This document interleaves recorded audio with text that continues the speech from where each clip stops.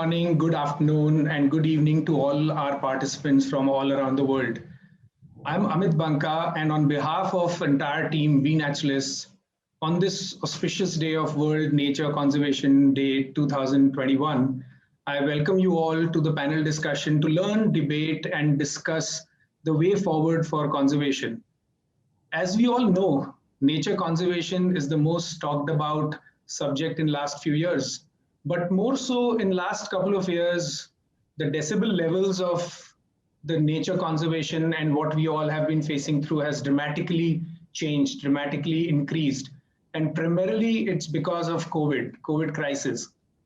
And I think that in a way has united a lot of people, united all of us in a manner to see this as an awakening, to see this as the real crisis, which is called as nature crisis. And whether it is an awakening or not, the jury is still out. When we take ourselves as a human race, we have always been differentiating ourselves from nature all throughout.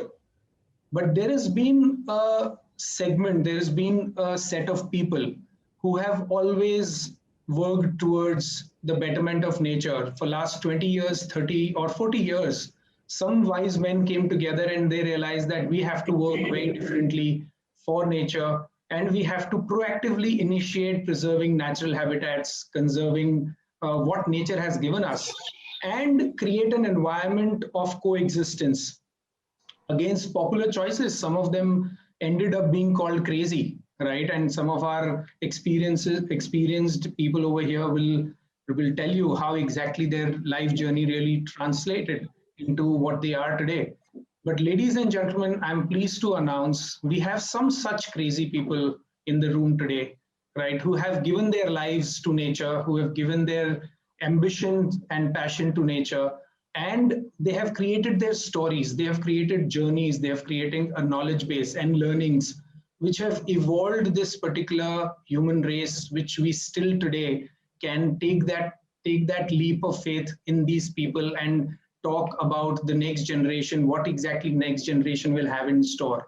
So here I'd like to introduce our esteemed guests. We have with us a dear friend and a guide, Donna Goodman, founder of Earth Child Institute and author of one of its kinds series of books called Eco Masters.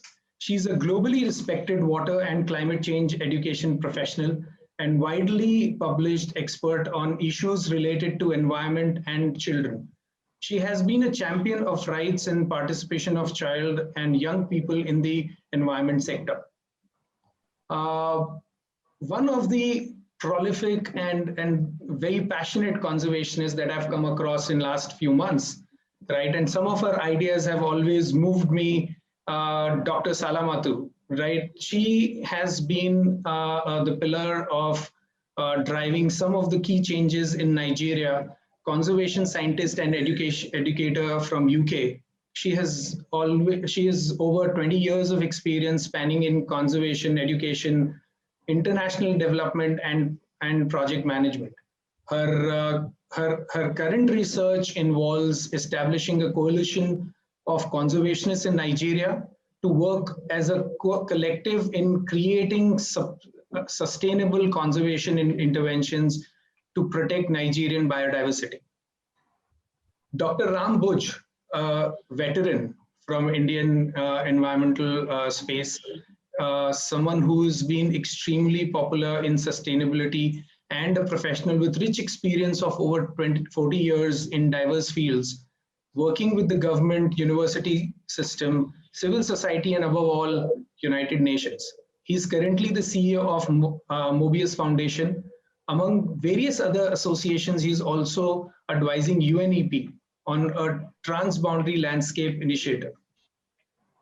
A very interesting human being and someone who's actually done amazing amount of work on ocean conservation, Mr. Anwar Abdullah, coming with 40 years of experience in the field of ocean conservation, is the founder of Ocean Quest Global and ADEX Coral Reef Ambassador since 2013. He manages coral habitat rehabilitation projects in the South Asian region His extensive body of work in coral reef conservation for over 40 years is living proof of his intent to achieve his mission, which is diving for purpose. I love rhinos and the work International Rhino Foundation has been doing all this while. I'd like to introduce our colleague and a friend out here, Enof Sektianov from IRF Indonesia. He has worked in rhino conservation for over 15 years. Enof has been involved in Sumatran rhino research. He is also a senior committee member of Asian Rhino Specialist Group. Before we get to the panel discussion and debate with these amazing people, I would like to introduce our keynote speaker, Dr. Anish Andheria, to set the tone for the evening. Dr. Anish Andheria is the president of Wildlife Conservation Trust. He's a large carnivore biologist with field expertise in predator-prey relationships, serves on the board of several leading organizations, have played a pivotal role in setting up Kids for Tigers, and has been involved with many more such path-breaking initiatives. Sadly, Anish couldn't join us for the live talk today, but he has shared his take on the conservation landscape. Let's have a look at the video, what he has to say.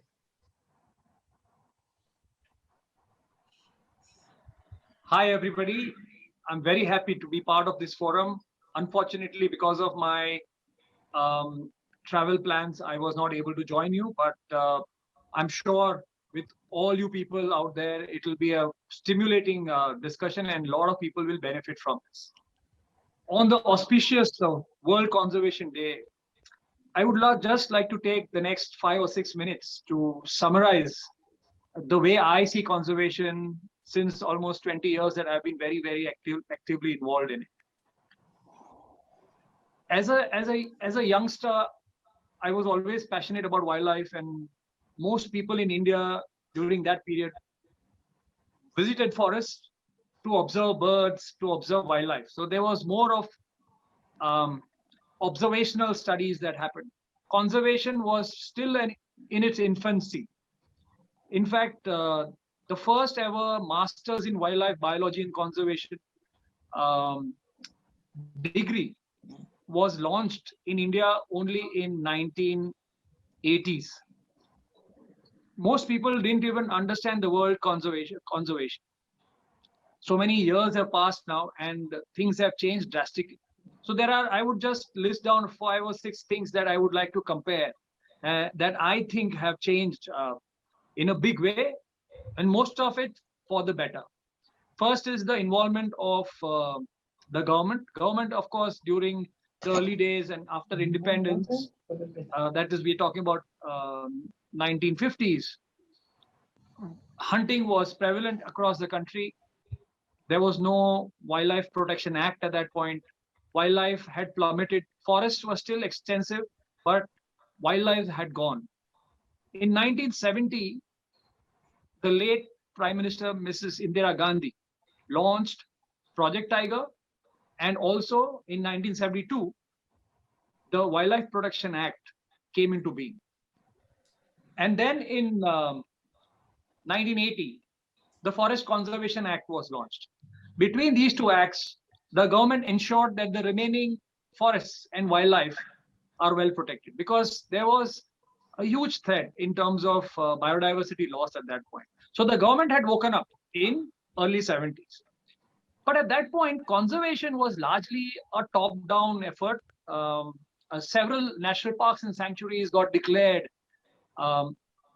during those years and the decades after that. But several of those initial tiger reserves that got launched, in fact, Project Tiger was launched in 1973, and a lot of these tiger reserves were notified, and during that period, communities were actually lifted and relocated. There was no dialogue between the government and the communities. Mind you, at that point, even the research that was going into or feeding into the government machinery was not up to the mark. So largely it was an administrative thought process. Science Obviously, there were people, but they were largely natural history people. They were not people who had done years of work, documentation, and analysis of that. Now, because of which, a lot of communities felt alienated. Now, science was slowly, as I said, the first MSc program was born in 80s.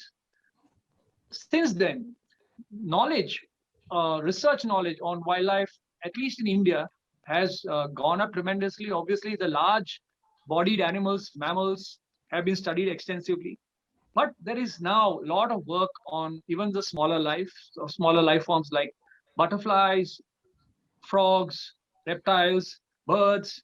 All that is now creating an environment where young people are finding it far more interesting. There is a lot more knowledge available about India, habitat, Indian wildlife. So that constituency of students has really grown. So that's a big change since then. The government has also realized that communities are extremely crucial for protection of habitats, because those people who are alienated or who feel alienated, even if it's a perception, will never support the protection of the forest because they are annoyed with the policymakers and the government. So human rights was, nobody really talked about it at that point.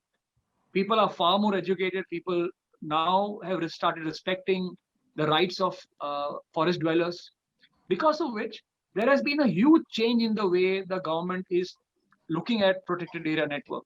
In fact, there is much deeper dialogue between the government and the communities today. All this has been catalyzed by NGOs. So NGOs have also evolved along with the entire environment.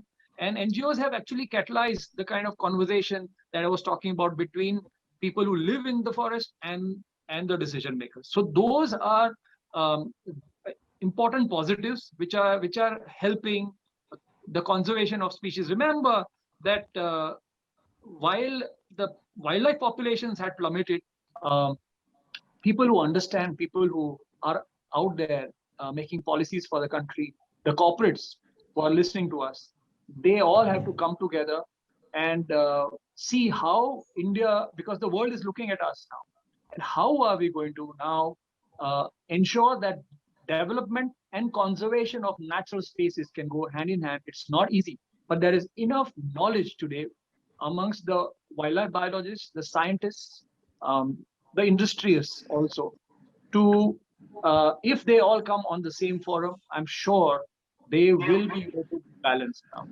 So with this, I wish all of you a very healthy year ahead. Hope we are able to overcome the threat of COVID. And I always look at COVID as something that's basically showing us how climate change will be if we don't. The impact of climate change on human life will be 10 times more severe than the impact COVID has had on this planet. And the impact of COVID is crippling for this world. So you can imagine how crippling it will be, because if we don't change our ways, if business goes on as usual, we might be looking at nearly, I would say, 150 million climate refugees by the 2030. And there is no space for these people.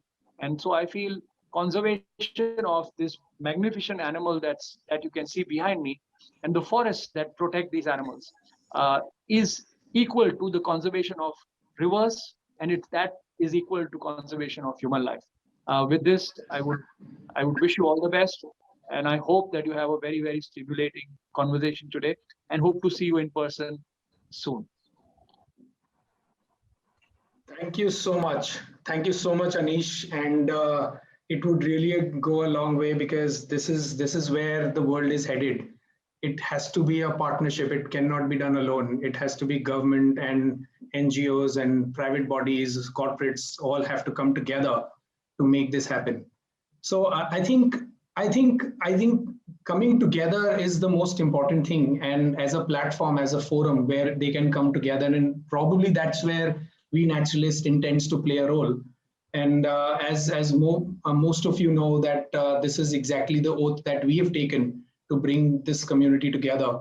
right? And how we do that is something that we'll have to see over a period of time. But Donna, taking a clue from there, right, and what Anish said, and your experience with UN and working with private bodies, and also you've been individually involved with so many different campaigns. What do you think about working with the environment and the working environment when you bring these three people together? What's your view about it? First, I just want to say thank you so much, Amit, and to all the panelists and we naturalists, especially for doing this for all of us. Yes, so I have had the privilege to work in the different sectors of working for UNICEF, in the private sector for Swarovski Water School Project, and as the founder of Earthchild Institute, so in the NGO sector. And I think there are pluses and negatives to all of them. Like, for instance, with the UN, and others will also be able to speak to this, but the UN has direct access to government. So it's very much a top-down approach and integrating policy, whereas in the, and money comes and goes more in a project basis. Whereas in the private sector, you have a budget that stands year after year, and you're working directly with NGOs and communities, and in my case, schools, kids themselves. So there's a better chance of sustainability from the bottom up approach in that way. And with the NGOs, I think it's really always been very possible to make a lot of difference on the ground, but getting sustainable funding is an issue. So, but I would agree with Dr. Anish as well, that things are moving forward. My belief is in children. I don't believe that adults are ready to change their ways, but children are born this way. So if we can help to empower them, I think that will go a long way, and with the skills and knowledge that they need. So I'm really hopeful for the future. And I also agree that COVID was a huge wake-up call for us all, and the droughts and floods and fires and so forth. So we'll be doing something. Then the second EcoMasters book is about, is more dealing with climate change. Yeah. And we'll be at the climate change conference in Edinburgh, also talking about it. Right. So in fact, since we are on EcoMasters, do you want to talk a little bit about the first one? Because it was absolutely a path-breaking initiative from you, creating 4 girls as superheroes and creating awareness around water. That would really help everyone to set the tone on what exactly you've done. And since you talked about children and you have worked on water so extensively, it would just help understand that how you're bringing all these 3 to 4 different elements together. Thank you so much, Amit. Well, after a long career of about 30 years working in the UN and private sector and NGO world, and working in 10 schools here, 100 there, maybe 1,000 kids in one country, I decided to go to a mass media approach and writing fiction. So my series of, because I believe we need to reach so many more children all around the world very quickly. So the EcoMasters is really a very fact-based fictional story with girls around the world joining forces. It starts in New York City in the US, and then to Malawi in Africa, and to Laos in South Asia, and India in Rishikesh on Ganga. And the girls need to get to a hidden training center island in the Amazon basin in Peru, in Brazil. I'm so sorry, I don't know where, just read something about Peru. So the first book is all the girls are 13 years old. They're all based on girls and boys that I've met in the field over my years of working with the children.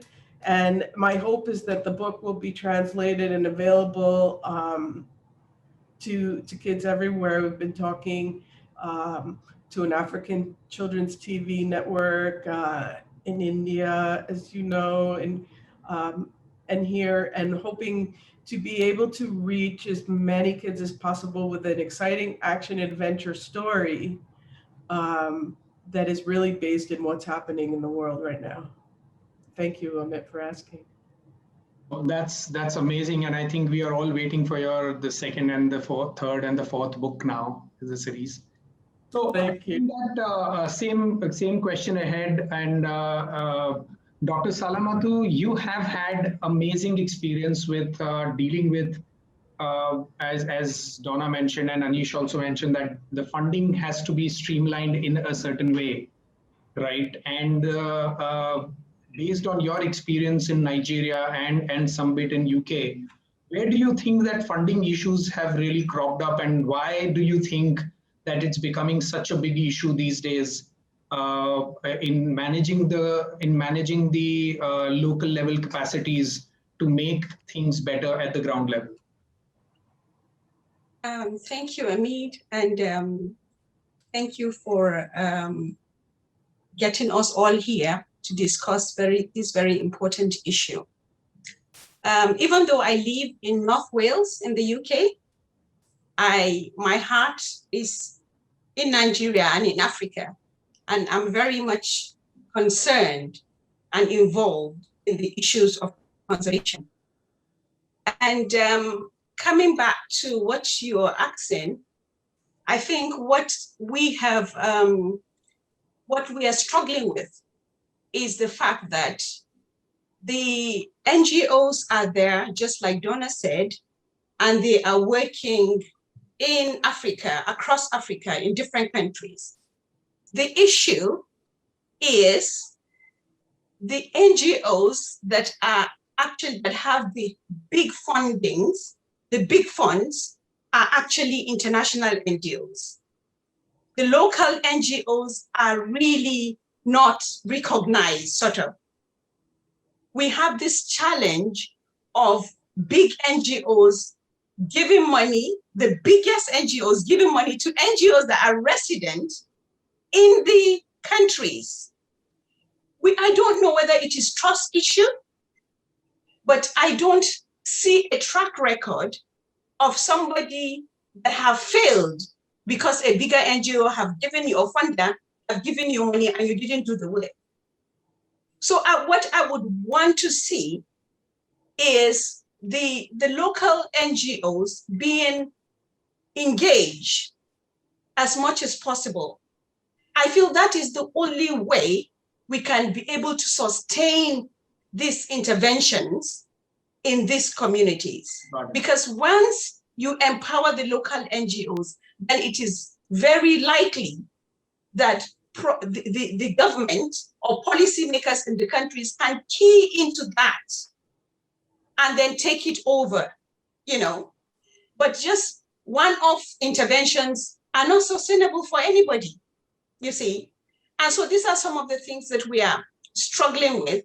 And, you know, coming together, we just started, Amit, you have come on one of our sessions. We are just putting a community now of conservationists in Nigeria, researchers, practitioners, passionists, everybody come together and let the world see that there is this caliber of people in Nigeria.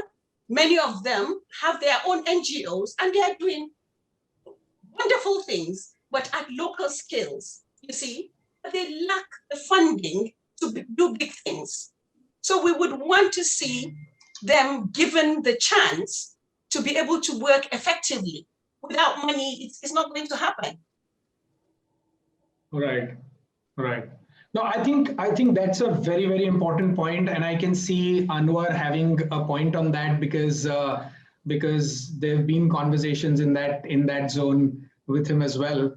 So Anwar, would you want to add to it in some way, because your experience has been a very, very deep-rooted one, and you've also found out some solutions which are absolutely unheard of. And I heard one of your interviews where people called you crazy for the solutions that you brought to the table. But I'd like to understand your perspective on what Dr. Salamatu said and a little bit about your journey so that everyone knows what you've been up to. All right. I founded an organization called Ocean Quest Global in 2010. But I started work 40 years ago in 1981, right? So throughout that time, I have learned through difficult, right? I have learned through the time that people look at me doing something on the beach and laugh at me and walk away, right? They thought I'm doing something that was completely out of my mind, right?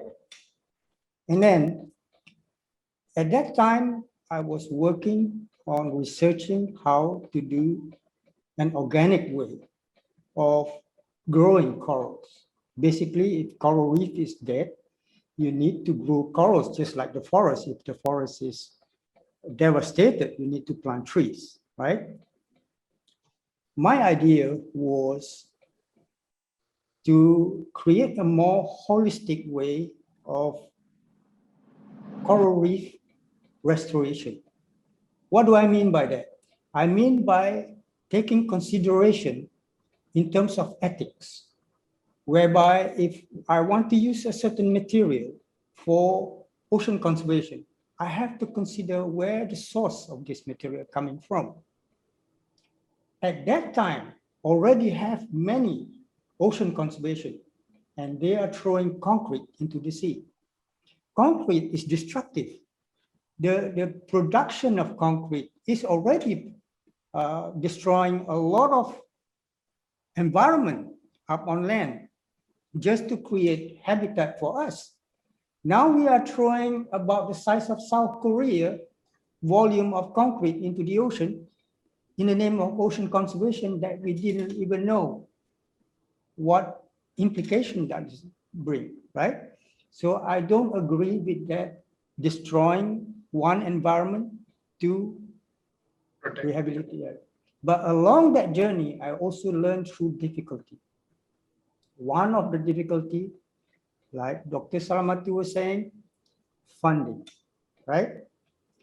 When I founded, finally, in 2010, when I founded Ocean Quest Global, we have a strict policy not to go into this rat race anymore.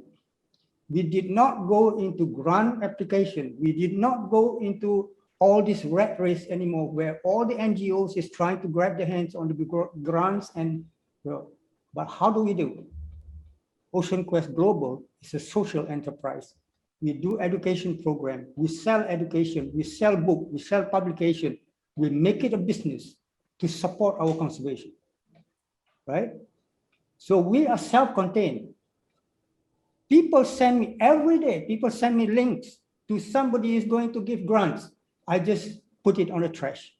In my trash bin. I was not, but people was, at that time when I started in 2010, they said, you will never be able to expand if you do something like this. In 2010, I started. 2012, we become Ocean Quest Asia from Ocean Quest Malaysia. And then 2013, 3 years after funding, we become a global organization with 74 locations around the world, right? With 0 cent coming from none of the government.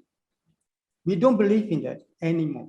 We don't believe in I don't want to enslave myself doing budgeting, doing all this application for funding, months in end, sleepless nights that I don't even know if I'm going to get it, right?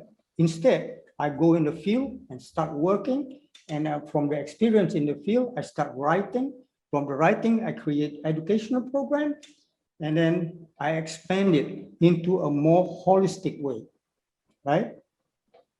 So because coral conservation is unique, there's not many publications, there's not many courses that people can attend to do it, especially to do it right. because in ocean conservation, like land conservation, there are also abusive conservation agencies, right? That abuse, whether it is ethically abusive or funding, or, there are many ways. For example, there are conservation agencies that promote artificial reef made of concrete and throw it in the ocean, make millions in end. They call it conservation, right? What kind of conservation when you have to destroy, you promote destruction of one part of the planet and to conserve the other? That doesn't make sense, right? Therefore, I research on organic way of growing back the reef instead, right?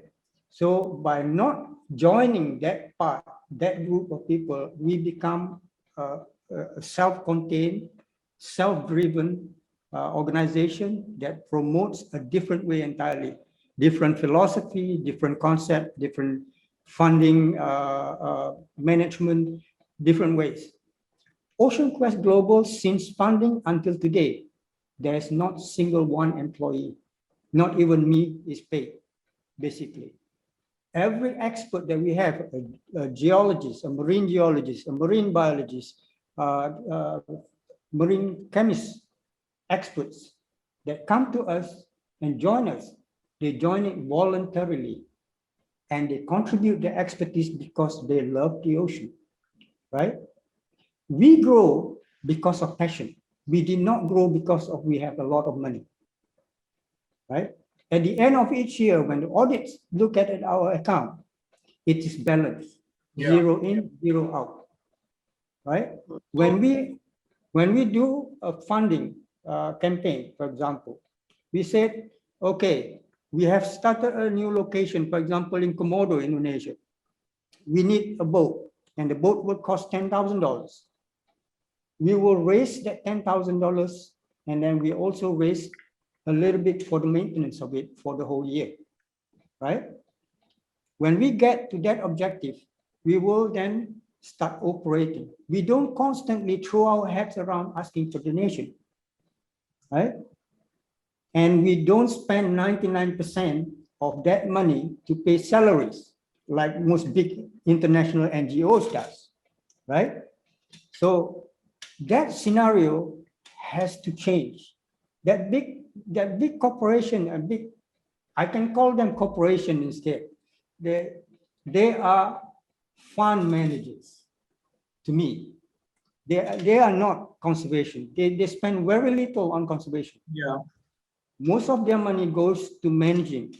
Sorry, I need to interrupt over here and understand what is the corporation's perspective, because we have two large corporations over here, or organizations which work in domestic and international parlance, which is coming from IRF and Mobius Foundation. Need to understand that perspective as well, because what you just said, Anwar, is an amazing story, and I think not a lot of people that I know in the world are following that kind of approach in any manner.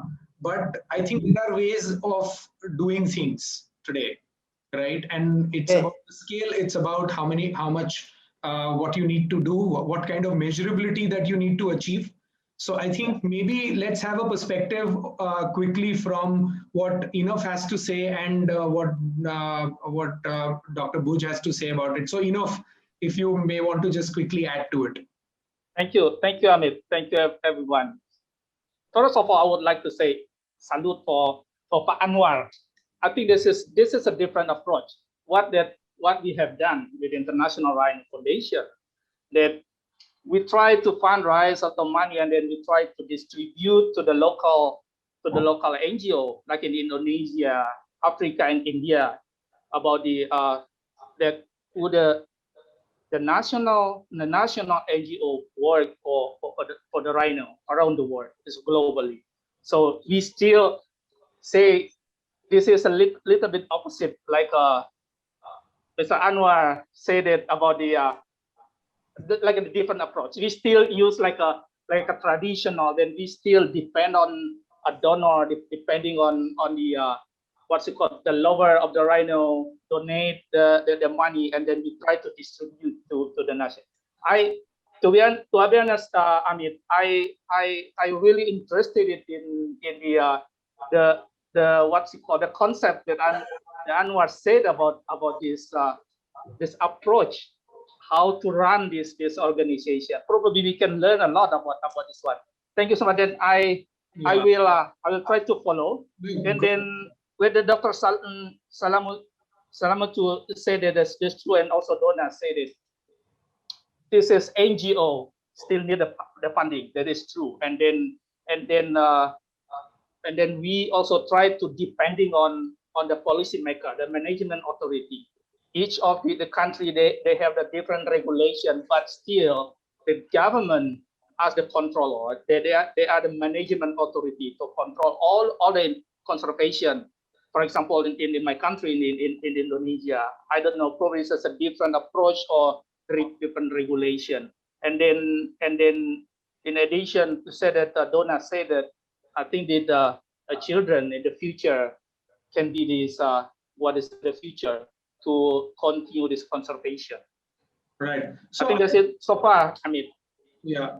So I think that's an interesting perspective, and I'll just push this particular question to Dr. RanBoojh, because I think between all of us, he's had multiple levels of he's navigated through multiple levels, his fundraising to ability to work throughout his life through various organizations, including United Nations. So I'd like to understand, Dr. RanBoojh, that what exactly you felt from what Dr. Salamatu said, and a different perspective from Anwar and then Inof, coming from IRF. One, I think there is a merit in looking at the funding aspects, because we all know that funding has been the most critical factor of building capacities in some manner, right? Because I have always seen that we are getting funded largely for project implementation and not for capacity building. That's one aspect. The second aspect is, which I think we need to talk about, is how that has changed over a period of last 20 years. And that's the real theme today, which everyone would like to see, and what exactly we can expect over a period of time. So I think, then only we are able to reach out to the right level of learning from this particular thing. So maybe some words from you would really help. I think this is very interesting debate that has turned into fundraising is an issue. In fact, I fully agree with Anwar and also with Inof. Most of the NGOs means they spend a lot of time and energy for the resources, and that has been recognized by everyone at the international organizations. Donna will agree with me within the UN system as well. There is paucity of funds nowadays. It has become very, very difficult. I was just going through the document which United Nations has prepared for COP15 that is going to be held in China in October. And they have come up with certain pressing needs. And one need that is there is to raise at least I think 200 billion US dollars in excess of whatever is being, because that's very, very insufficient. For smaller projects, for smaller scale, you can have some little funding here and there, and that's what NGOs are trying to survive. But to do something impactful, you need money. In India, for example, I take it from this Anish.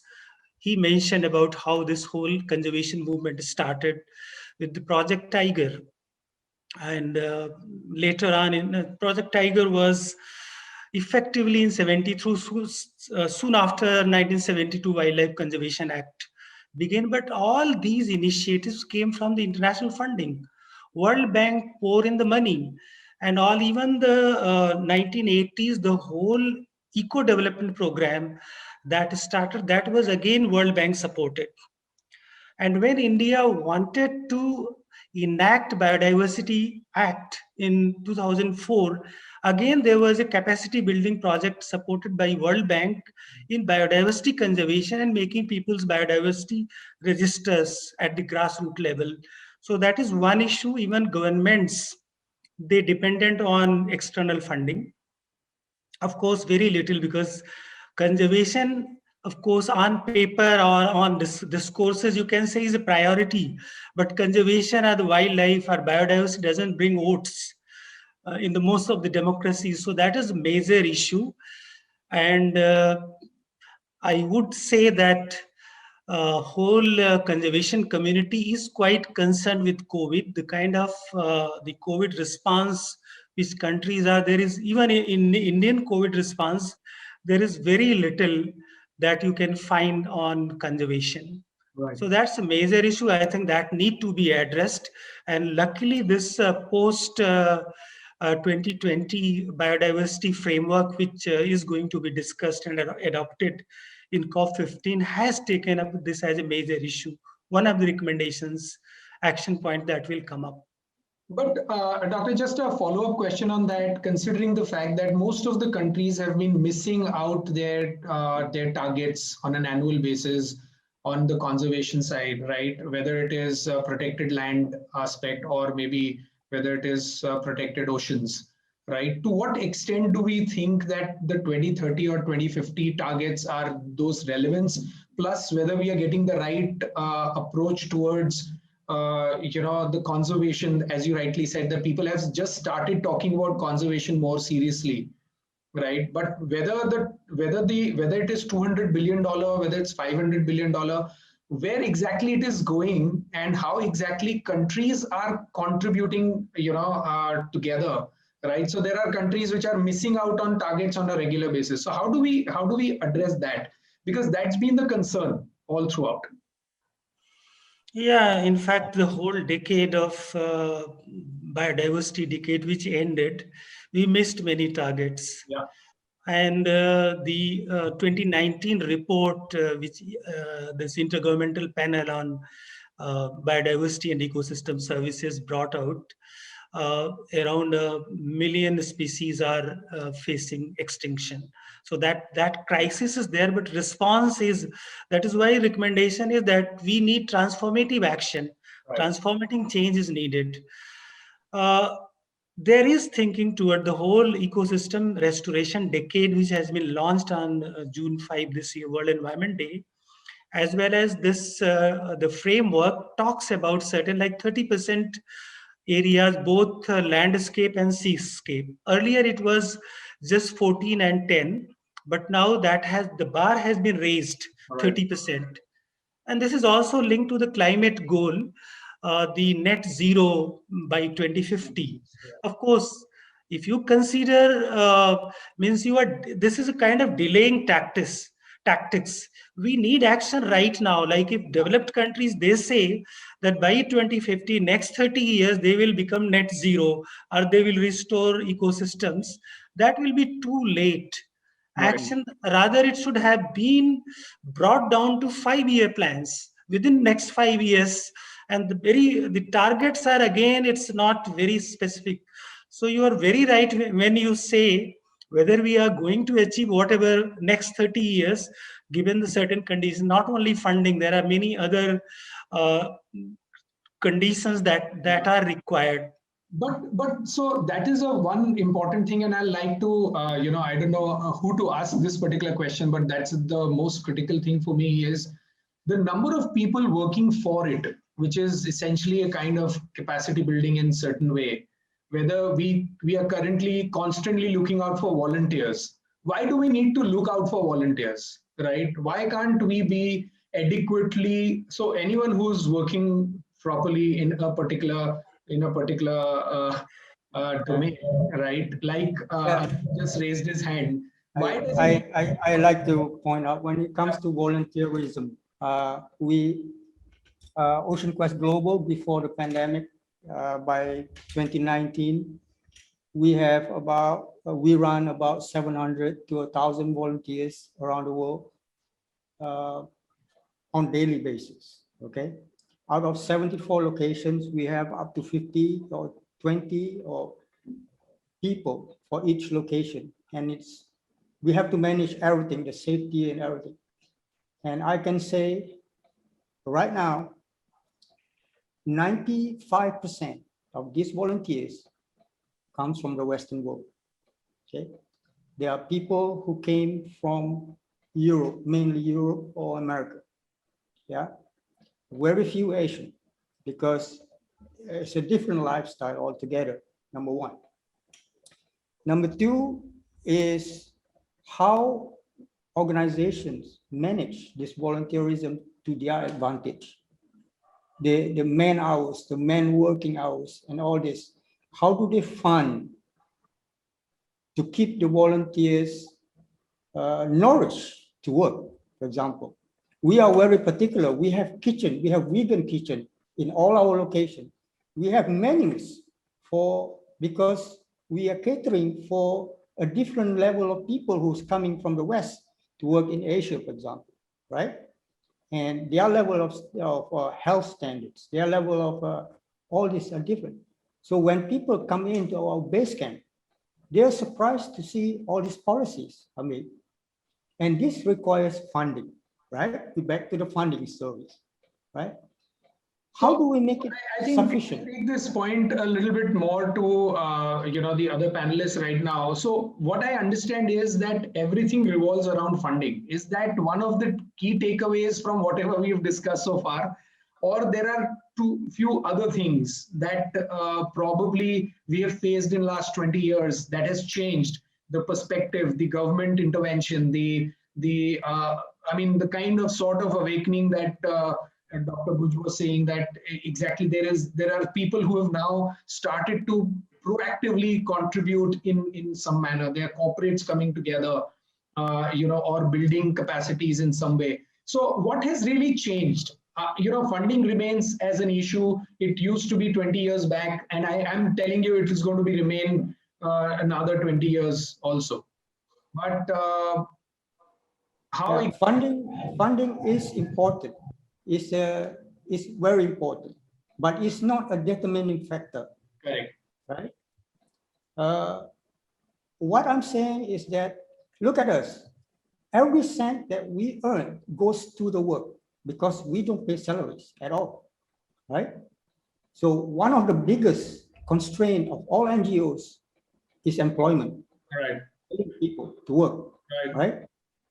So if you cut down almost 90% of your expenses and take that money to put into the work, that is how we expand. Within 3 years, we become global.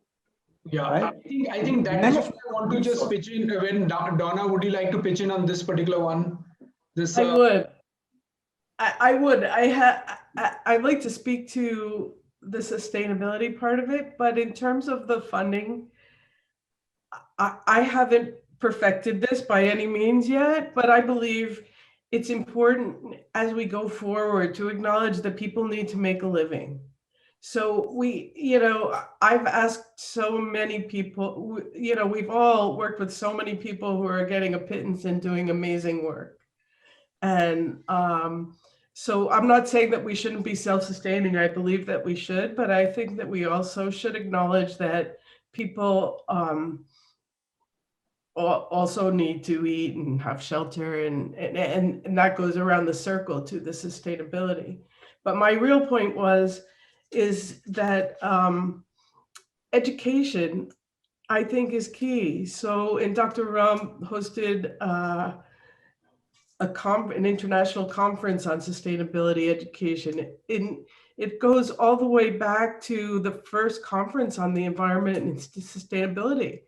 And the document that came, Agenda 21, which was about mainstreaming education for sustainability, climate change education, diversity education. And in fact, for the climate change COP this year, that's one of the proposed outcomes, is integrating climate education into all schools. Right. And I think an educated and empowered citizenry will it will become automatic. So they could be a doctor or a lawyer or, you know, garbage picker, but they will all have the consciousness of picking up after themselves, of doing certain things because they've learned it. So this is also why I consider children to be the best home. So I think we've come to, and that's one of our key points today, the awareness, education, and children and Gen Zs. But before that, I'd like to finish this particular part of where we were and where we are as far as the funding and our thought process concerned. Enough, if you can just give us some idea on that. Yes, thank you, Amit. There's a Anwar. This is a very interesting. This is talk about a volunteer that you were, and then probably to implement in our what's it called activity for the rhino conservation. We need the people that work that like a protection. We have like a rhino protection unit. They are from the local people that they are working for us and to protect the habitat, and they have to spend more than 20 days. They need the salary. They need the money to feed their family or something like that. That they will spend this job. That's why we need to fundraise this money to at least support all their activity. That is true.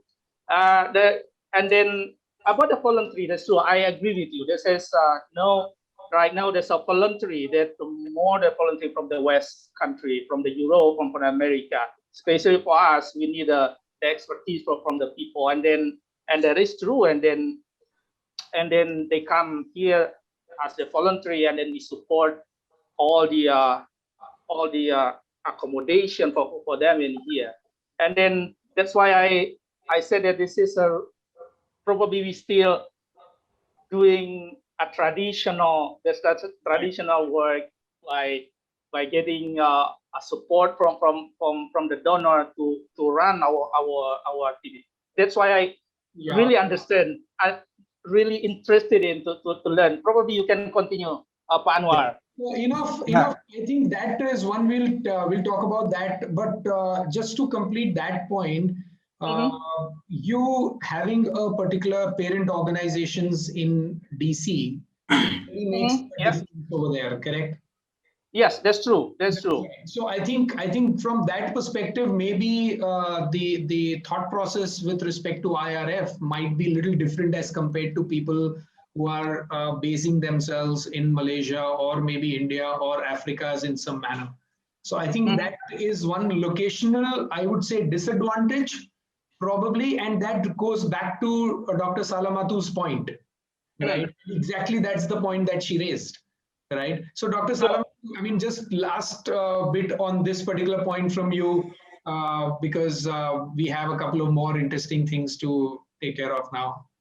Yeah, thank you very much. I like the way the discussions are going, and I think that Anur has a lot to offer.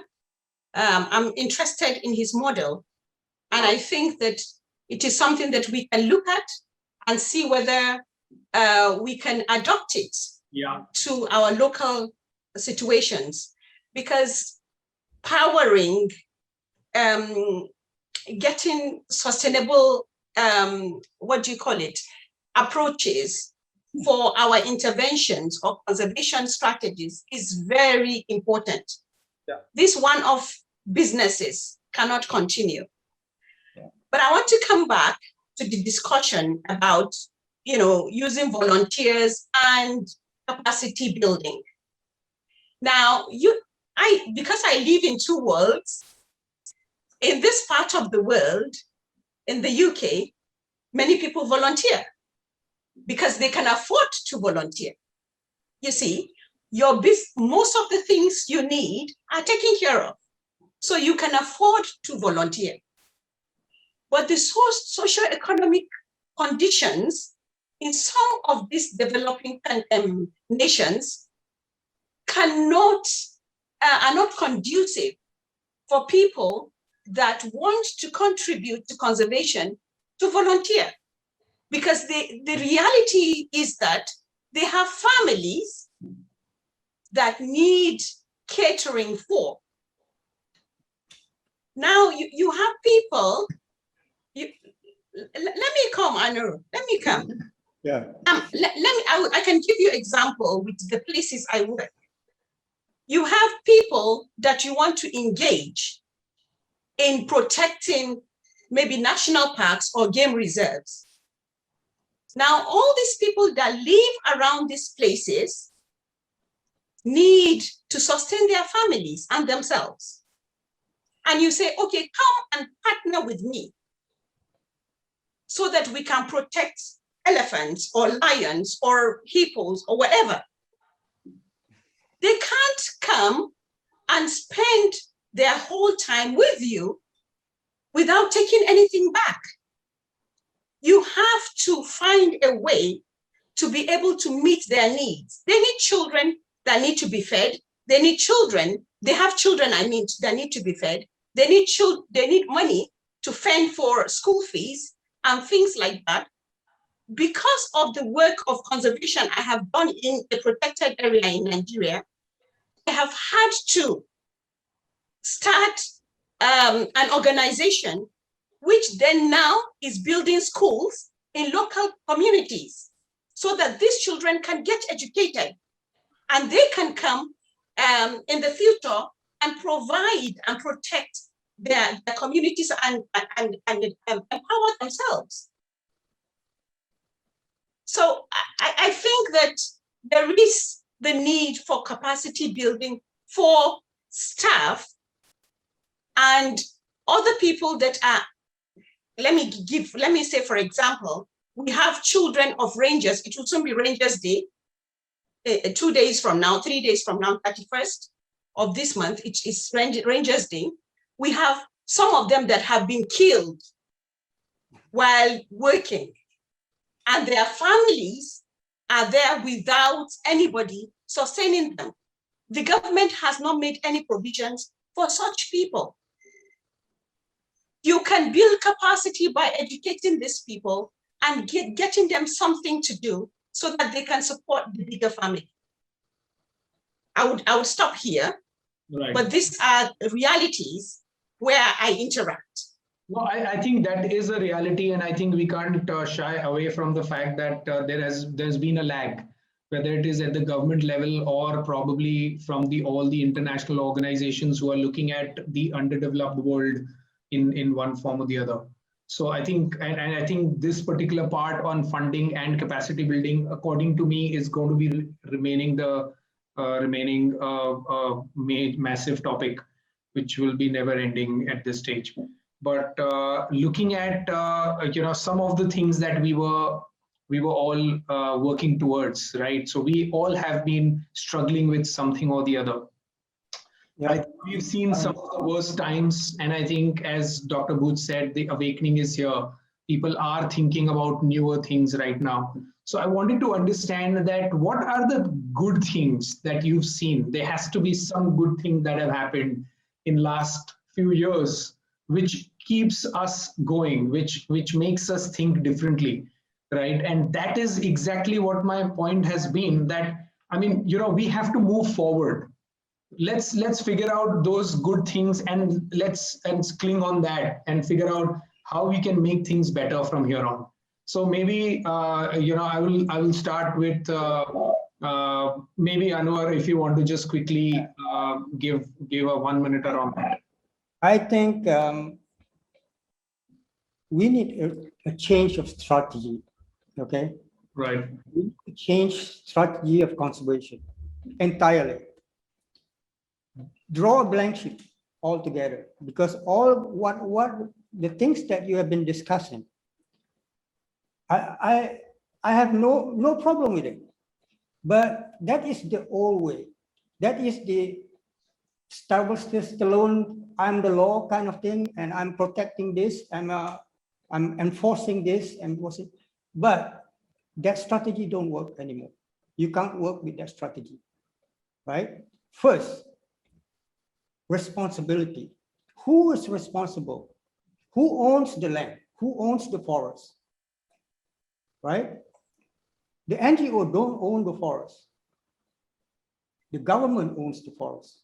If the people who wants to protect the forest must be fall on the shoulder of the government, not the NGOs. The NGOs should not strain themselves trying to toss and toil and roll around on the ground to get funding to protect what does not belong to them.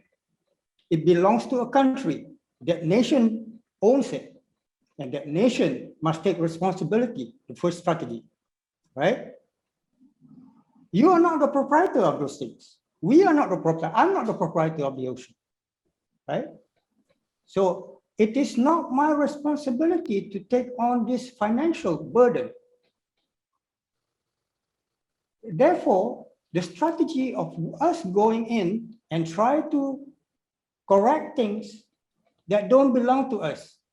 How about we go into a house of somebody and say, oh, we need to change this and that because it's not sustainable. And that owner of the house will chase us away, right? That's exactly what's going on. The whole world is employing the wrong strategy. Basically, you cannot police something that don't belong to you in the first place, right? So as an NGO, we can play a role as observer and then advisors to guide the governments to go in the right direction. For example, I'm working for the Thai, with the Thai National Park, for example. We are rehabilitating a huge coral reef. It's the largest project in the world, right? And I provide my advice, my consultancy to the Thai National Park for free. Right. I don't take a cent from them. It's our policy not to take any money from any government so that they do not dictate what we do, right? That's my policy. But by putting the responsibility in their hands, say, this is yours. I'm going to teach you how to do these things. And I'm going to commit 4 years of my time to train you to do a technological transfer to you so that you will take stewardship when I leave. So Okay? Anwar, just one point on that. Sorry to interrupt here. But I think what you're talking about is a self-sustained thought process. That's the change in strategy that you're talking about. That how do you ensure that you become self-sustained with the work that you do? And sorry. We sustain ourselves, like I said, we sustain ourselves through education programs, but it has to be a big program. It has to be worldwide. It has to be available in many languages, everything. But Right. People have to pay for this knowledge, right? And these people who pay for this knowledge very few will come from Southeast Asia. Very few will come from India. Very few will come from the Middle East. All come from the Western world, right? Because they are hunger for knowledge. They have the quest for knowledge. They buy this knowledge. Got it. And we fund ourselves with it, right? So Anwar, sorry. Self-sustaining. Moving to Dr. Boojh over here, right? And that's one thing, because self-sustenance in the form of an NGO, right? Considering the fact that there are laws because you accept different money, which is a little different color to it. It's not commercial money. How exactly do you think that self-sustained models of the NGOs can be really productive in this space? That's one. The second part is, when you look at self-sustained structures in the current form, do you think that it is wise for one organization to dwell into multiple such things for you to act as a catalyst? Because as Anwar said, that you don't own anything, you have to only act as a catalyst. Essentially, that's the takeaway that I get from him. So how do you marry these two things in the current form while the world has moved in a different direction altogether in last few years? Yeah, in fact, there are several models for sustainability. In fact, many civil society organizations, they exactly do the same. Like they start a program and they already had an exit strategy, make the program self-sustainable, the stewardship or the ownership to the community as stakeholders. That is one. You just become a catalyst, go there, stimulate and initiate the work, make it self-sustainable, and then just move to the other area. But sorry, this is not the self-sustainability I personally thought that Anwar was talking about. He was talking about making his own organization self-sustaining, because sometimes what we are talking about as making a project self-sustaining and then hand it over to the community, sometimes the measurability and the kind of impact that you create, and then whether the community is able to create the same impact after you've left the project, may not be a sustainable solution in all forms, because you've planted certain things and then you've not left the experts out there, and community's interest has wailed off over a period of time. So I think these are two levels of sustainabilities we are talking about. So I mean, I just wanted to clarify on that front. Yeah, I fully understand that. That is one aspect. The other one is, of course, organizations becoming. That is what you want to listen about. My take on this is, I think there is no tried and tested model. Organizations have to be very dynamic, ever changing. In this changing scenario, like I was talking to certain groups of NGOs when all the funds had died down. Now they are going into the artificial intelligence, developing apps, developing all kind of things, raising the cloud funding, which we call as uh, all those kind of several things are being tried and tried out, but there is no such magic wand that organization can make organization sustainable. I was working for a very long period. I worked in my initial days with an NGO, Center for Environment Education. You might be knowing that was there was a sustained funding from the government of India for it under their Center of Excellence scheme. The organization ran very successfully for 40 years. The moment in 2015 government withdrew support, they have to slash their budget, they have to slash their the staff to the half, and again they are struggling. Then they are doing commercial things like selling the books. They have opened up a commercial wing, edutech, which is doing all kind of online training courses, capacity building on a kind of some kind of fee. Donna mentioned about that sustainability initiative, that conference that we together curated in 2019. There were close to 700 delegates, some 40 countries, and I think around 50 very well-funded organizations. But large part was volunteers. They were like, those media groups, the Young Volunteers for Environment, Young Reporters for Environment, YRE. They were hungry for to learn from the experts. So many of them, they came on their own resources. Of course, a lot of them got scholarships, but majority, I think 60%, they raised funds on their own. So youth and volunteers, they also do this kind of the resource generation.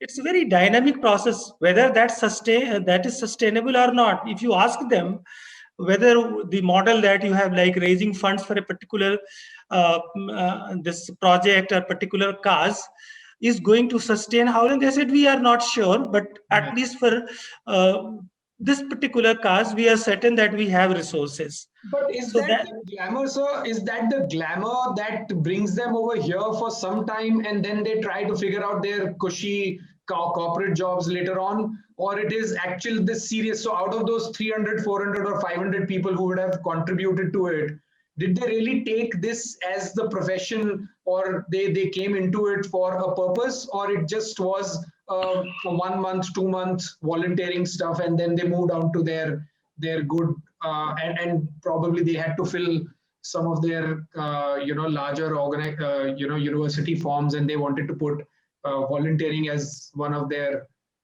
key elements out there for getting good admissions. So I think there are a lot of reasons why it happens, but is that sustainable?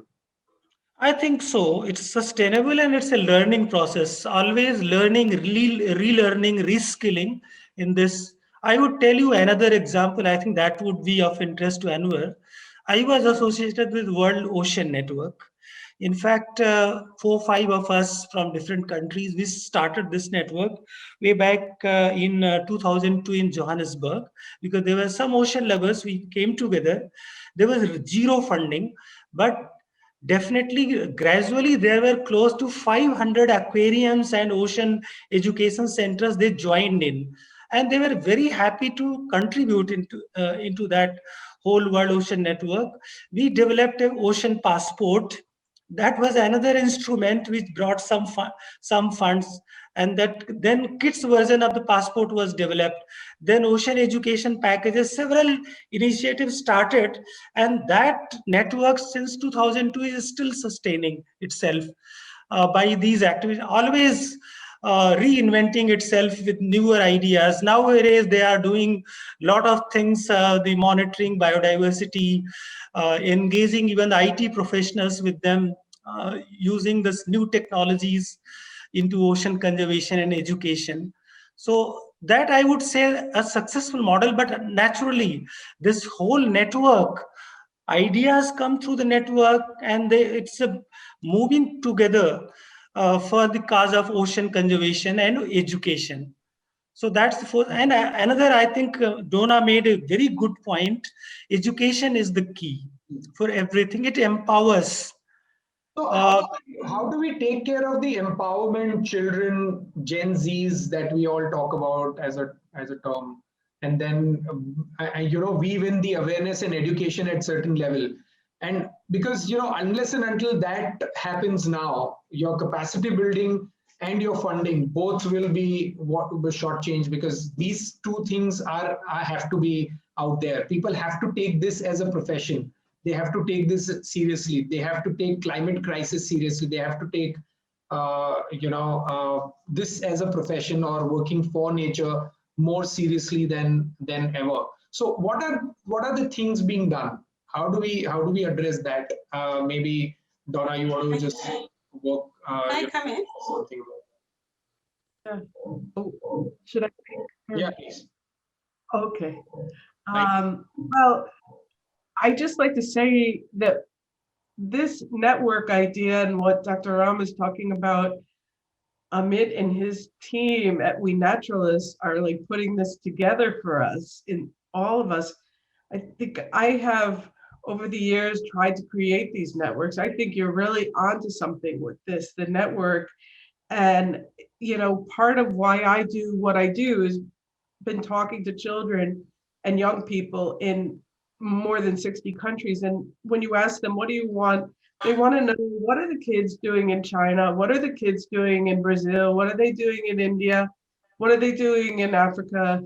This is like born into them. The young people, like the volunteers in the conference, and if they get credit for their schools and so forth. But if every year there are kids from all these places doing these things for credit, that also gives a big push to getting some of the work done, and it's a win-win. Then you're not taking advantage of people that need to be paid, but you're providing them education while they serve. And I think having the such as you are is really butting into enabling this across environmental sectors. So thank you. Dr. Salamatu, did you face the similar issue as far as your volunteers are concerned? Because there's always a struggle between, getting people for free versus that you need to pay. Has that been a similar experience at your end? I want to cite a good example that we have right now in Nigeria with the bird mapping in Nigeria. So this is the first time that we have this kind of intervention. And it is the AP Leventis Institute that got the funding initially about 5 years ago to do bird mapping. And what it is the AP Leventis has had that institute for a while in Nigeria. And so they run a master's program, 1 year master's program, and have educated a lot of conservationists. So when they got the funding, it was easy to point to the alumni. This person is here, that person is there, that person is there. Then it was easy to do a citizen science. Now they have bird clubs, all spread across the country. And because of it, they are able to meet and go out birding.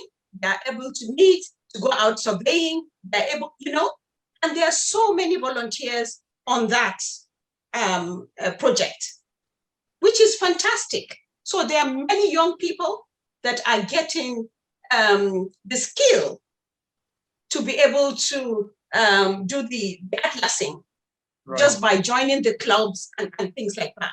Right. So that exists in Nigeria, but it's only for the birds. There are large mammals, there are many different, there are reptiles, there are amphibians, and many, species that need to be counted. We don't do censuses at all. For example, now, IUCN is saying that the African elephant is critically endangered. We got that report in March. And we don't know when last there was a national census of elephant, if there was ever. Right. You see? So we have that. I hope it's a good start, that we have the bird mapping going on. Eventually, we will have other ones. But young people, just like Donna said, they want to know. They are open to knowledge. They want to know. And it's important that we build capacity in teaching, in education, and raising awareness. It doesn't have to be a classroom sort of thing. It can be different kinds of platforms that children and young people can meet and learn from each other. Right. Now with coronavirus, we have been given the platform of you connecting with everyone. I'm here now. Some of us on the call from India, somebody from US, somebody from everywhere. We can create this platform for our children, for wildlife conservation. You see? So I think there are very many options today against what was there 20 years ago or 15 years ago. There are many options using technology for our children to learn and for people to know very much about conservation. So taking this point, and thank you, Dr. Salamatu, that's a very, very important point. And I think we are all making that effort to bring people together. So, I think your experience with respect to, in Indonesia, how do you really see getting younger people involved in the work that you do? Is it any different than the Western world? Well, this is Indonesia as the developing country that probably is a little bit different approach, and then in our country probably almost similar within Malaysia or in India. There's the conservation just what's it called? This is a launch. This is the 1980s, and then totally agree with Dr. Salamatu, and then Donna mentioned about this. The young generation, can be the agent for the future, for the conservation. And then now the university, the faculty that have like a conservationist, a biologist, a forester, or the fed for the wildlife, this is one by one, this is now grow in Indonesia. And then this is a good sign that for the conservation in Indonesia. But I know that we still need to learn. We need still to learn from the West, and we still want to adoption what the Western country that probably is more advanced to work about this conservation. Right. So are we also plagued with a problem, Dr. Rambuch, with plenty of people at the specialist level and no second or the third tier being developed in a certain way? That is another issue with respect to the capacity building, because you suddenly have too many experts. And heard Enoff saying in one of his interviews earlier that there are too many cooks now and there are too many specialists, and suddenly rhinos have become sexy. That is true. Right. So do you really think that at certain level people are getting attracted to this space, but suddenly there is a real ground level capacity building is becoming a bigger problem? I think to some extent this is true.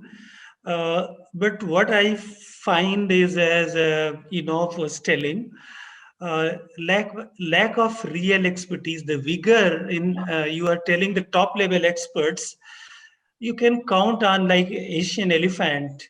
In India itself means, of course, it's a crisis. You can count on. I was working on a nature scope project some years back to write something, produce this manual, a teacher's manual on elephants, elephant conservation, and it was very difficult to, of course, means even the experts, they will specialize in certain areas, like somebody will work on its reproductive behavior or on the species survival, but the overall picture that you want to give, you need many experts together.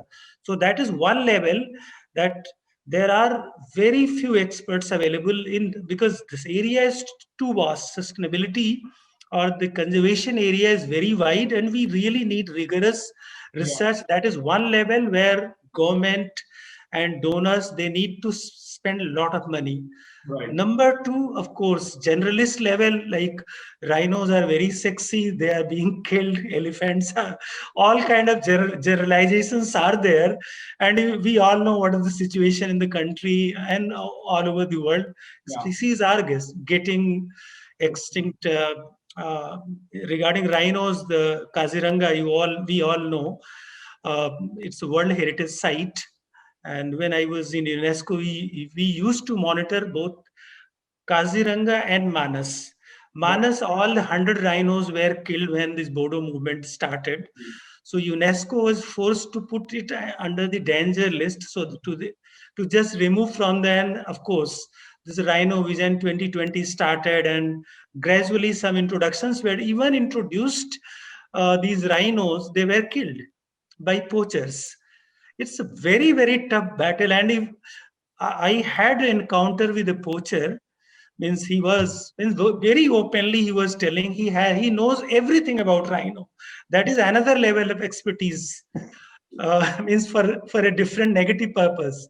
So I think the real expertise, real volunteerism, and that passion, conservation passion, has turned into fashion to a lot extent. Right. And that is where I think a lot of intervention is needed. Right. Thank you so much. Before we are running a little late on our schedule, but before our participants start leaving the room, let me just ask some of the questions which have been posed by them. How can young people participate in conservation efforts on a professional level? Maybe Anwar, you want to take a tap at that. Yes, this is the topic is opportunity. Okay, opportunity when we design our package for students, for example, or for a local person, for example. We don't employ people, but we open opportunity for them. Okay, we give them the tools and the knowledge to sustain, but we don't give them money every month like a salary. We don't. We either support the local industry, whatever they're doing, and make it grow, make it advance, create market, create things indirectly that will benefit them in a very long period of time, even when after we have left. Okay. Right.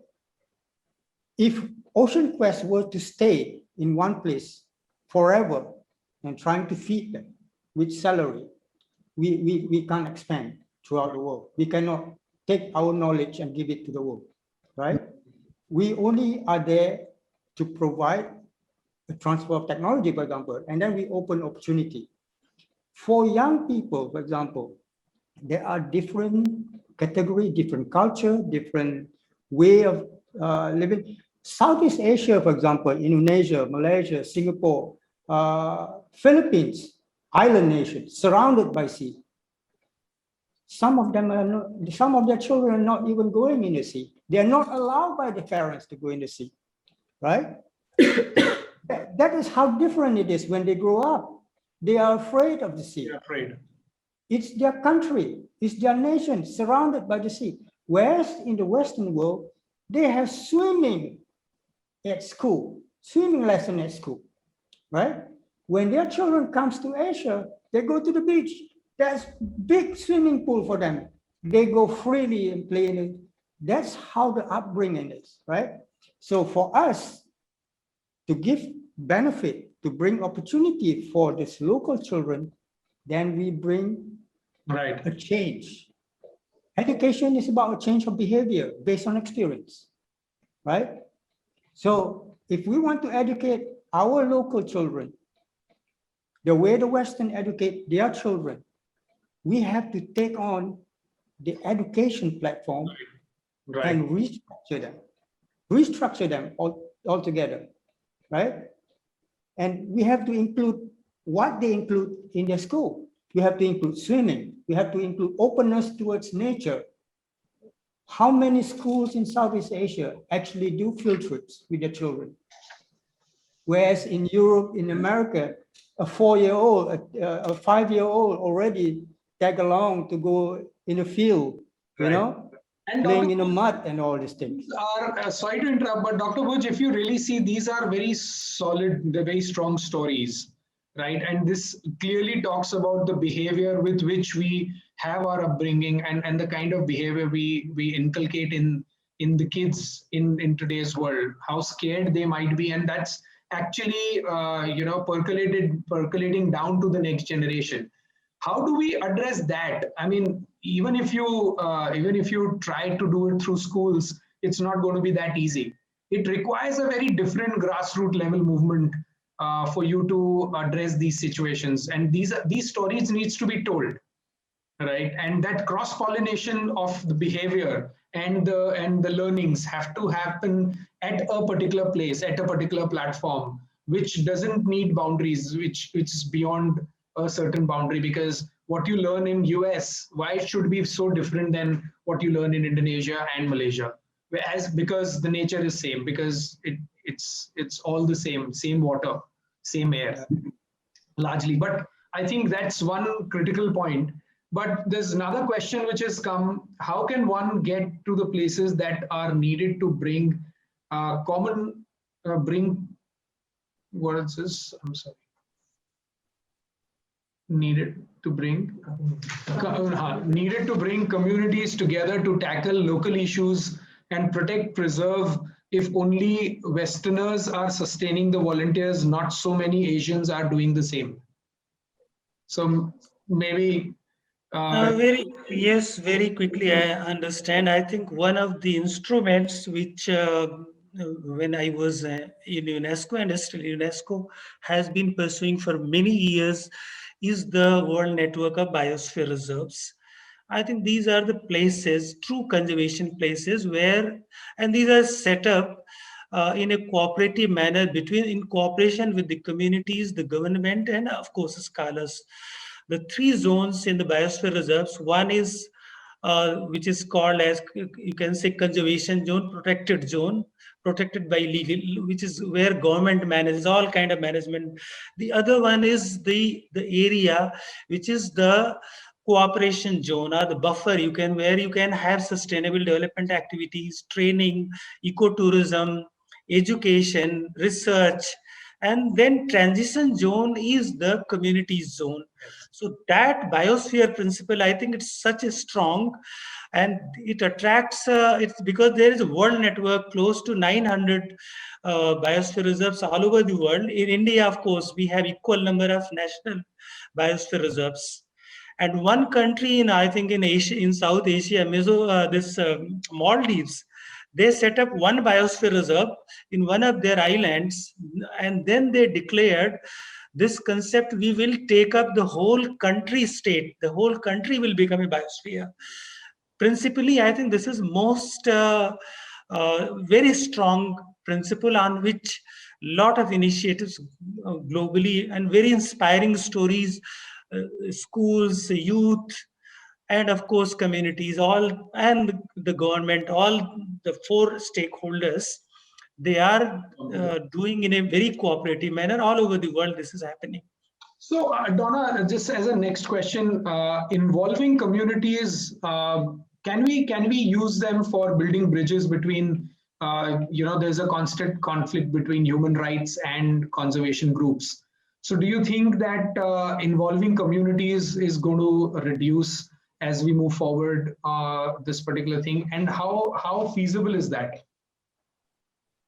I do think so. Thanks, Amit. And when the others reminded me of a time when I worked in UNICEF, we spent a lot of time working with faith-based organizations, which are inherently in the community. But something I learned then, I don't have the statistic today, this was a while back, but at that time, 70% of natural habitat that hasn't been built upon or rebuilt, what have you, are owned by faith-based organizations. And they also, even in places where families aren't going to church or mosque or temple, what have you, they are still revered for their teachings. I've worked on a couple of publications. Like every world religion has water rituals and the value of water. The tree of life is in everyone, and Noah's Ark, so forth, and aligning. In fact, I worked with the Parliament of World Religions on this for a while too. So aligning those faith-based organizations with the communities on ecosystem-based approaches and protecting their local environments. Even camps, some of the faith-based organizations have youth camps and so forth. And I don't think enough is done to reach out to them, given that they own so much of the land and they have the ears of so many people. Right. No, I think that's, enough. Yeah, I just want to add that Donna said it. There's all this experience for the rhino conservation. I think there's a community. This is very important to us. The bridge of the protection of the wildlife. Like for example, for the Japan rhino. So we hire all the local people as the guard, as the protection unit. So this is collaboration unit, the collaboration team between the ranger from the government and the local people. So since 1998, until now, for the Japan rhino, there is no Japan rhino poaching anymore. And then what's it called? The population. Probably that now the population of Japan rhino, the one and only in Indonesia, then only in one location, in one national park, in Ujung Kulon National Park. Right. Before we start to involve, to work together with the community, previously there's only under 60 individuals. Now, since we work with the community, we hire them, and then we create a unit to protect this animal and the habitat. Nowadays, the population of the Japan rhino, the 74 individual. Yes. At least this is increasing. So we can see this world community. This is a very important to breed this one. And then I also agree with Dr. Ram said that, like Indonesia, we also have the buffer zone, the cooperation zone, Dr. Ram. And then this is also a very, very important for us. For example, all the people that we hire, they work inside the national park, but by working with the people in the buffer zone, they can be like an agent, like an informant. If they have like a poacher will come to inside the national park, they will inform us. And then it looks like you can see the link, the network is a very good. As long as we can support them and then respect it. Some of the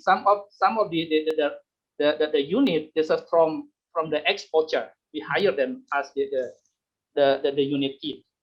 Well, that's a very, very important. Can I say something? Dr. Salamatu, the next question was coming to you only, but I would love you to add. Okay, you want to ask a question? I would comment on this and then. Please do, please do.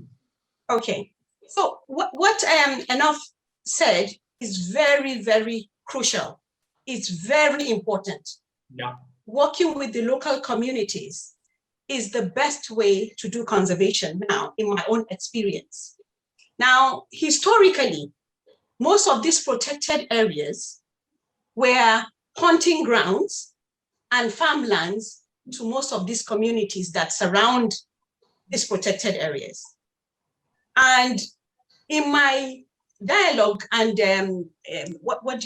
discussions with some of them, they feel hurt that the government have taken away these places from them.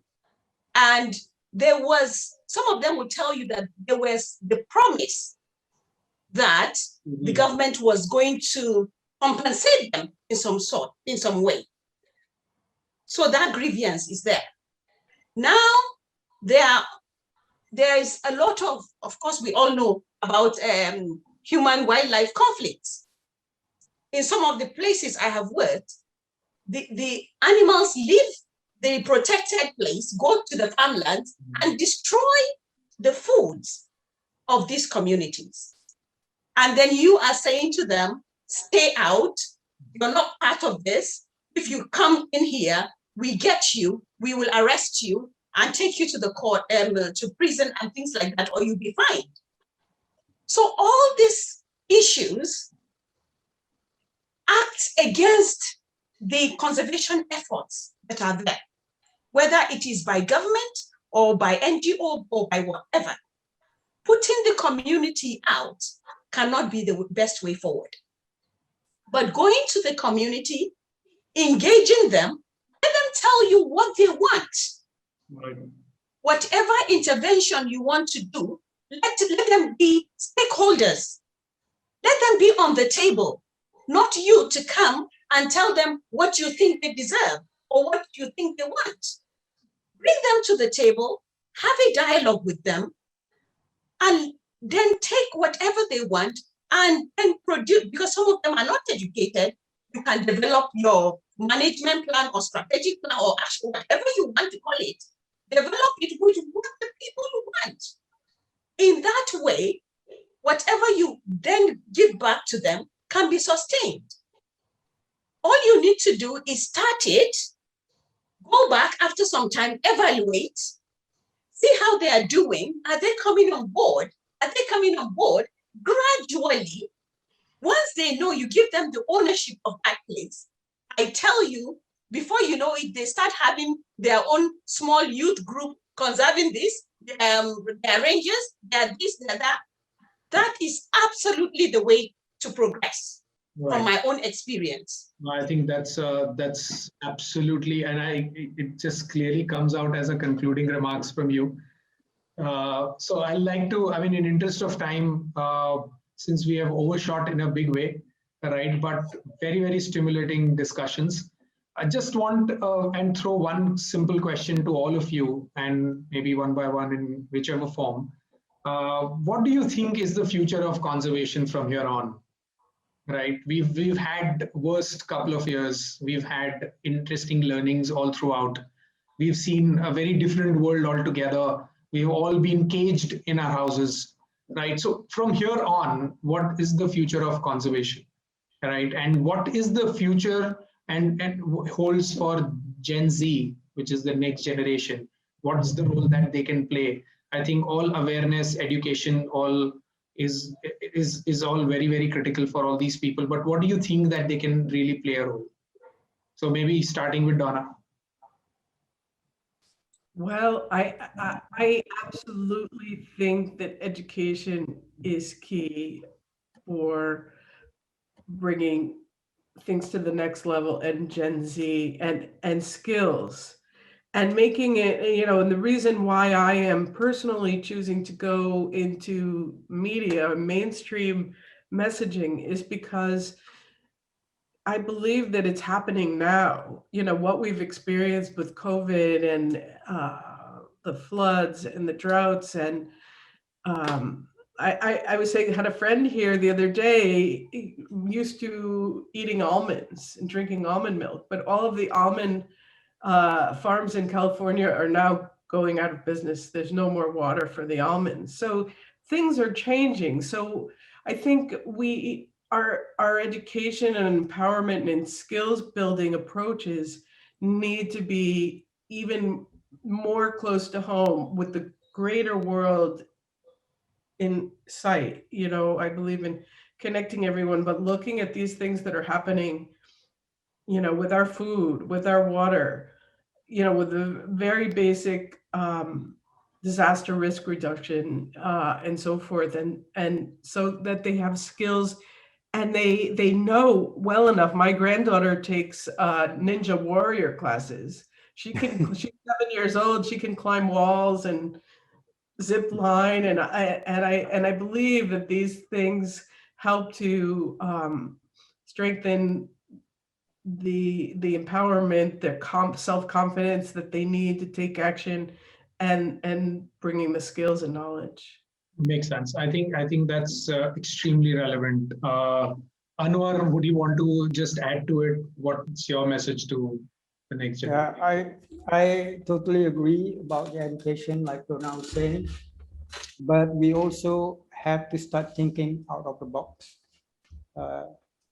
because a lot of things that is a way of life for everybody, it's not conducive to the future, basically. For example, like Donna was saying, the almond farming, industrial farming per se, yeah. So industrial farming has to be changed entirely. Now, cities like Singapore, they have urban farming.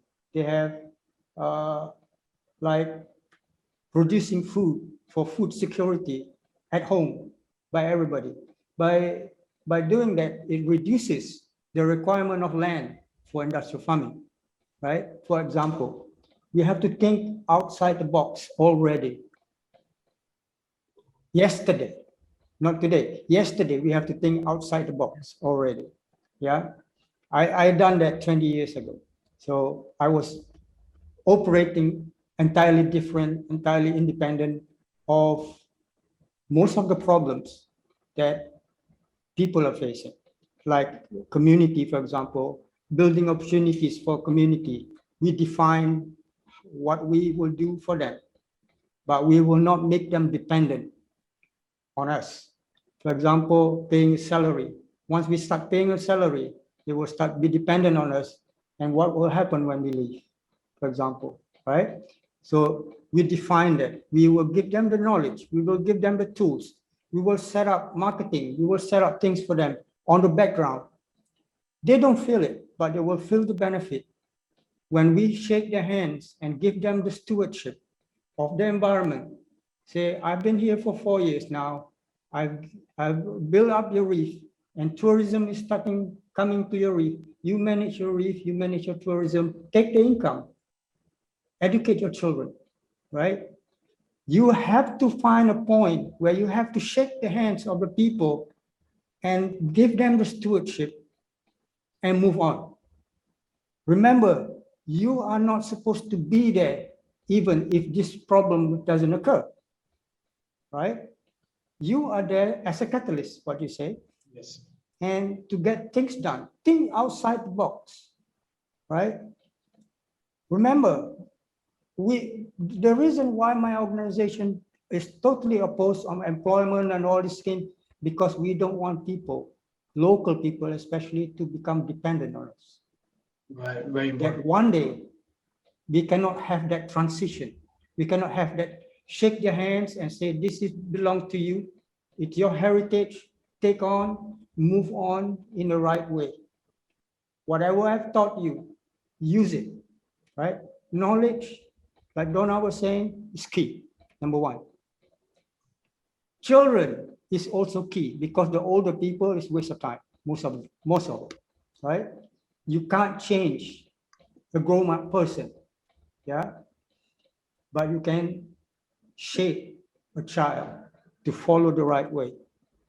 Education, children is important. Think outside the box.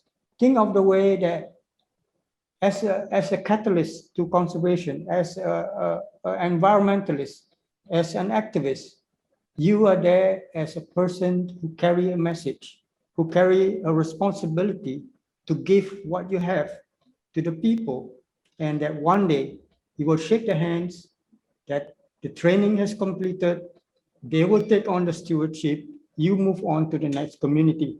That's the only way you can make it broad scale. You can make it around the world. For example, today Enoch is doing rhino. One day he will shake the hands of the community and say, I'm already done. I teach you everything. You can take stewardship of this. Maybe a rhino tourism or whatever is coming, like bird tourism in the USA, right? And then he will go on to do elephant, or he will do a different rhino, right? And that way, his services, we have to value his services, for example. If he's stuck there years in end, and that knowledge, what he had, his experience, cannot be transferred to another location, cannot spread. Conservation needs to be spread. You are all experts. We are all supposedly experts. Then we have to spread this thing to more people. Right. If we are stuck in one place, we cannot shake the hands of the people and say, this belongs to you and I have to move on. We are not spreading anything. Yeah, so I think that clearly sends a message that community participation in anything that you do and building communities around the, all the interventions that you have in that local area is extremely important. So I take that as a takeaway from it.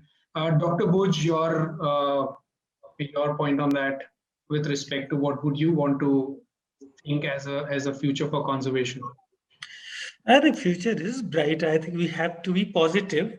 Yeah. And COVID, this pandemic has taught every one of us to appreciate nature. Yeah. And we are looking towards nature for solutions. So, of course, it's a new era that nature-based solutions for resilience, for immunity building, for medicines, for everything, we are looking towards nature. So I think conservation is going to be the key, as education and children are the key. The other thing, I think community concerns, I think that is also the key. See, in India, of course, we have the whole tradition of sacred forest groves all over the country. And in India, conservation movement started with Chipko, hugging up the trees. So there are a lot of community conserved areas, better protection by the communities. That are the examples. And I think this is the bright spot. Young people, the youth, their enthusiasm, the communities, and of course, governments will have to respond. Like you just see the youth movement, the new Green Deal, the Fridays for Future, all series of such movements are ongoing, and these augurs very well for the conservation community as a whole. Correct. I think I totally second that thought. Enough, what do you think? Yes, I really totally agree what Donna Anwar, Dr. Ram mentioned. Education is one way. And then, but please remember, we have to consider that the many smart people right now, they also destroy the environment. That's why I think that this is the key here. We have to make them to always remember with 3H, head, heart, and then hand.